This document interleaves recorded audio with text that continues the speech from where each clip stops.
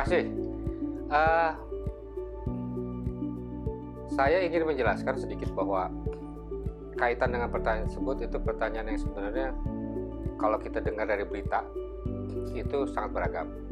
Dari pengalaman saya berkecimpung di dunia logistik atau supply chains, dan saya pernah juga di airlines, itu saya melihat bahwa ada fenomena yang menarik bahwa nggak ada satupun yang tidak bicara bahwa ini ada impact daripada pandemi.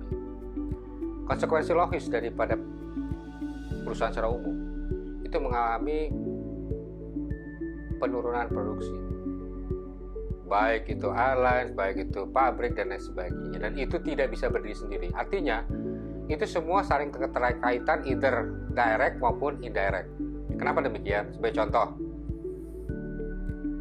kalau kita bicara pandemi ini naik gak sih 21? 21 itu saya melihat ada kenaikan di beberapa sektor yang mulai bergerak positif, termasuk adalah yang berimpact terhadap pengangkutan kargo. Kalau kita bicara secara normal sebelum pandemi itu berbeda. Maksudnya kenaikan ini lebih disebabkan oleh alat produksi, pengiriman, transporter itu yang berkurang. Sekarang ambil contoh, mungkin ada beberapa analis yang memotong begitu banyak yang namanya frekuensi. Kemudian terjadinya shortage di laut. Jadi saya bicara di sini adalah transportasi udara dulu ya. Shortage seperti pada vessel yang akan terjadi di mana? Di Singapura itu bisa memakan waktu lebih dari 1 bulan. Mereka ngantri begitu banyak. Kemudian juga shortage itu terjadi di Amerika pada saat Cina mengirimkan begitu banyak kontainer ke sana, baliknya susah. Kenapa? Lockdown. Bukannya laut itu? Enggak itu. Tapi implikasinya itu larilah ke udara. Karena apa? Pabrikan biasanya udara itu sebagai pilihan terakhir dari suatu transportasi yang antar pulau atau antar negara yang membutuhkan kecepatan. Nah, dari situ otomatis secara nature by business itu otomatis akan terjadi lonjakan di transportasi udara. Tapi perlu diketahui juga transportasi udara itu beragam. Maksud saya itu gini, ada yang regular passengers, ada yang non passenger atau cargo. Kalau kita bicara soal passengers, saya melihat begini, secara umum passenger akan kembali dalam jangka waktu pendek. Setengah tahun ini juga akan kembali. Tapi kargo itu akan meminta banyak sekali space. Kenapa demikian? Pertama adalah nature-nya, bahwa kalau kita bicara yang namanya, mohon maaf nih, orang passengers ya, khususnya yang di travel dan sebagainya, orang bisa menunda kepergian, tapi orang tidak pernah bisa menunda yang namanya kebutuhan premier, second, dan bahkan tertier sekarang. Kemudian pola perilaku daripada anak-anak sekarang, yaitu dengan lockdown dan sebagainya, atau anak-anak sekarang anggaplah dibilang sebagai anak-anak milenial, itu orang yang multi purpose, multi talent, multi dan segala macam, dan dia membutuhkan sesuatu yang serba murah, cepat, gampang terjangkau, 24 jam bisa deh. Artinya apa?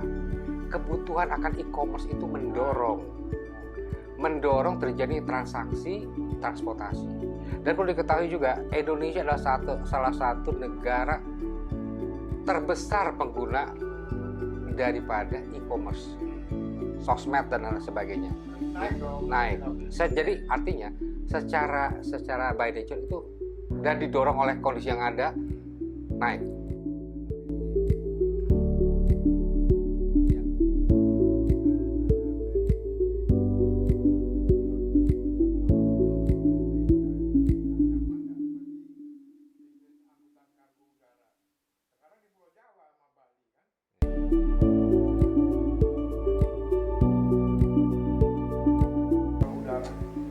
Sebenarnya semua terpengaruh, Pak.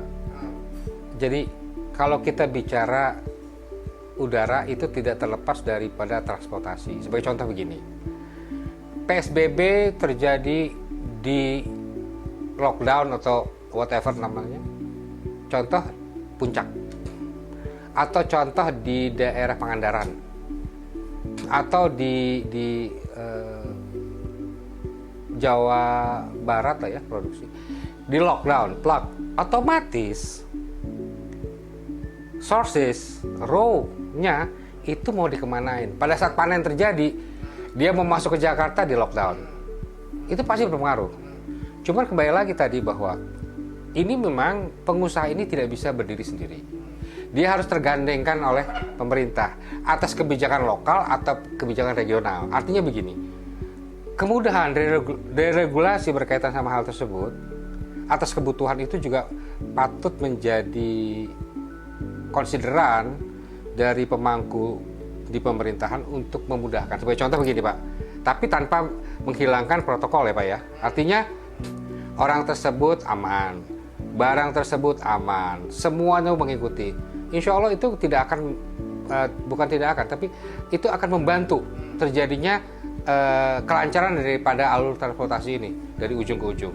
Kalau itu dipahami oleh bapak-bapak yang ada di pemerintahan dan itu mendorong ekonomi tetap berjalan, saya yakin itu bukan menjadi suatu kendala, barrier ya, tapi itu menjadi suatu hal yang bisa menumbuh kembangkan perekonomian lokal atau sektoral atau regional secara keseluruhan gitu. Jadi saya optimis. Ya. Yang paling cepat itu untuk beberapa hal itu dengan adanya kebijakan pemerintah seperti distribusi segala macam itu juga menunjukkan bahwa sebenarnya, mohon maaf nih kalau saya bilang bapak di airlines, sekarang bisnis itu adalah trigger by cargo, not trigger by passengers. Even though itu ada pesawat passengers. Artinya kaitan sama ini adalah alangkah baiknya kalau boleh saya melihat bahwa kargo tuh maunya sampai apa sih? Kayak gimana? Penumpang yang ngikutin. Karena nggak akan pernah dalam kurun waktu dekat ini, selama pandemi itu, kebijakan pemerintah atau kebijakan airlines menetapkan bahwa okupansi itu bisa 100%. Iya kan? Iya, itu juga ngeri-ngeri ya istilahnya, itu yang mesti kita gali. Artinya, sedangkan kalau kita bicara kargo itu nggak akan terkena seperti itu sejauh proses yang ada itu mengikuti protokol kesehatan dan sebagainya. Jadi kalau saya melihat kembali ke tadi bahwa semester 1 itu yang dianggap normalnya untuk kargonya. Tapi kalau untuk pergerakan itu mulai dari bulan Januari akan bergerak. Kenapa? Yang mendorong lagi Pak bahwa e-commerce itu tidak membatasi adanya, bahkan dengan lockdown, PSBB segala macam, transaksi berkaitan dengan e-commerce, kebutuhan makan, sandang pangan papan maupun apa segala macam itu terdorong begitu besar. Coba Bapak bisa melihat, mungkin saya akan mau coba cek mengenai data statistiknya ya, bahwa itu lebih dari 2 digit. Untuk angkutan kargo udara ya? Angkutan kargo udara maupun darat Pak ya, darat dan udara. Oke. Kira-kira begitu Pak. Oke. Jadi cukup. Terima kasih banyak atas pertanyaannya. Next kita ketemu lagi di video yang berikut. Oke, makasih. Makasih.